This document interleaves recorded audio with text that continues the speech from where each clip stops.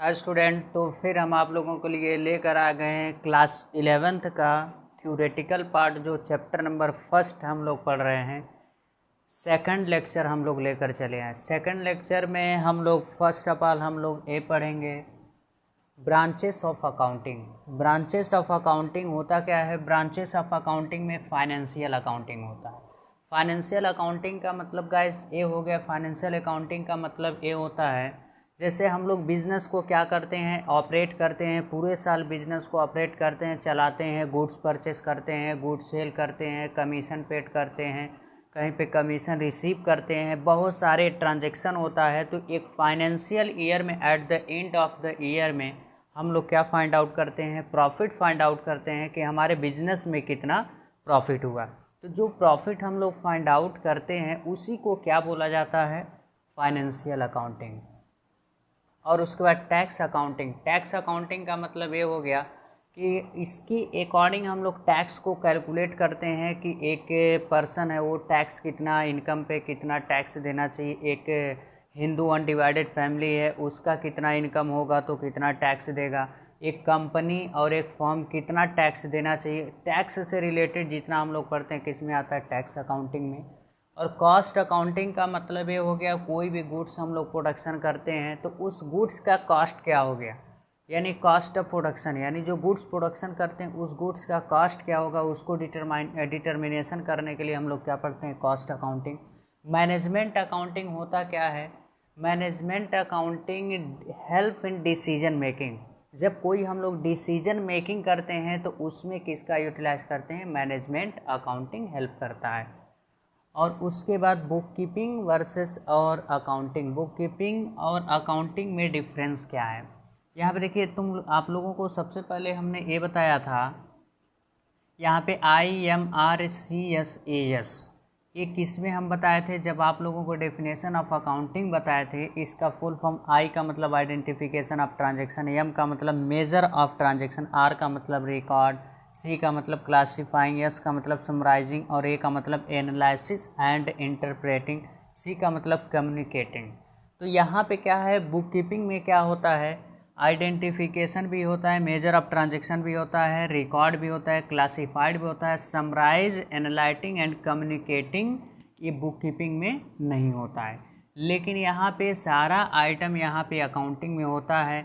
Identification भी होता है, मेजर भी होता है, रिकॉर्ड भी होता है, क्लासीफाई भी होता है, समराइजिंग भी होता है, एनालिसिस भी होता है, कम्युनिकेटिंग भी। यानी इसमें तीन नहीं होता है, इसमें सारा होता है।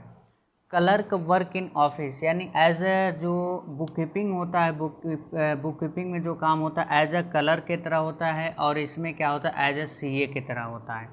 और जो बुक कीपिंग में लिखता है, जो बुक कीपिंग में राइट करता है, जूनियर स्टाफ होता है और सीनियर स्टाफ होता है। जहाँ पर बुक कीपिंग एंड होता है वहाँ पे अकाउंटिंग बिगिन होता है।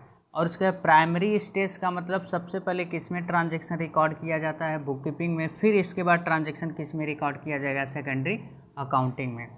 इसका रूटीन जॉब होता है, यानी इसका जॉब क्या होता है? रूटीन होता है, रोज़ का काम वही होता है, ट्रांजैक्शन को रिकॉर्ड करना। और जो एक चार्टेड अकाउंटेंट होता है और जो सीनियर होता है उसका डायनेमिक एंड एनालिटिकल होता है। और उसके बाद क्या आता है? No specialisation.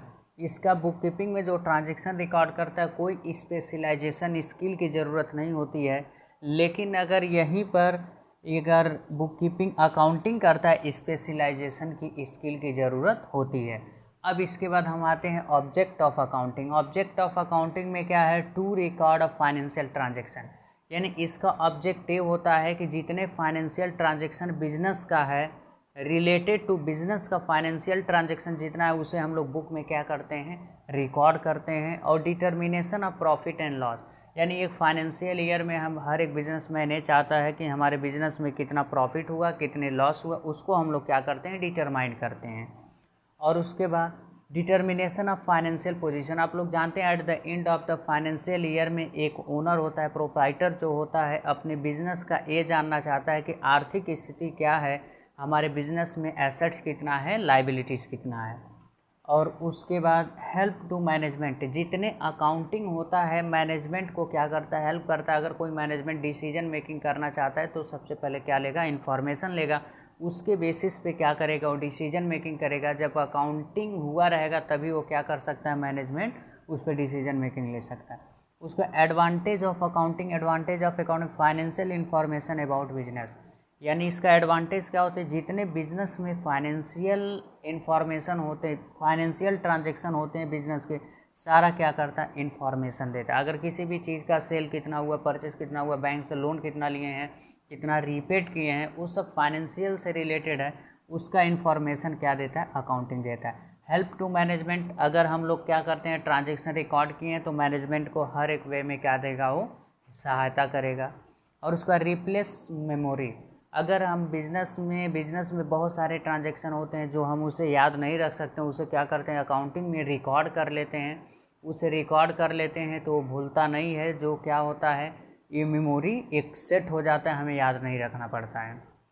जैसे जर्नल हम लोग रिकॉर्ड कर लेते हैं तो उसका हम लोग रिकॉर्ड याद नहीं रखते हैं, उसमें क्या होता है, ऑटोमेटिक लिखा रहता है। फैसिलिटी कंपैरेटिव स्टडी, यानी हमें ऐसे ट्रांजैक्शन को रखना चाहिए और ट्रांजैक्शन को रखना चाहिए ताकि एक दूसरे ईयर से हम लोग क्या कर सकें, कंपेयर कर सकें। इस साल प्रॉफिट 10,000 तो पिछले साल कितना प्रॉफिट होगा, हर एक ट्रांजैक्शन का क्या कर सकें, हम लोग कंपेयर कर सकें।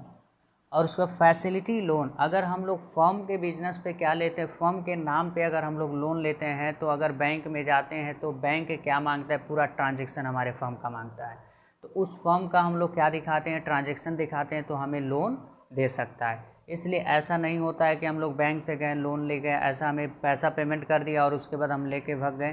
तो इसी की वजह से जितना बैंक होता है यानी बिजनेस के क्या मांगता है, ट्रांजैक्शन मांगता है। उसके बाद एविडेंस इन कोर्ट, अगर कोई भी इसमें विवाद हो जाता है किसी भी से रिलेटेड तो हम लोग इस बुक को एक तरह का एविडेंस हम लोग कोर्ट में प्रेजेंट कर सकते हैं। तो गाइज इतना हम लोगों का है, वो सेकंड लेक्चर है, ठीक है, क्लास 11th का।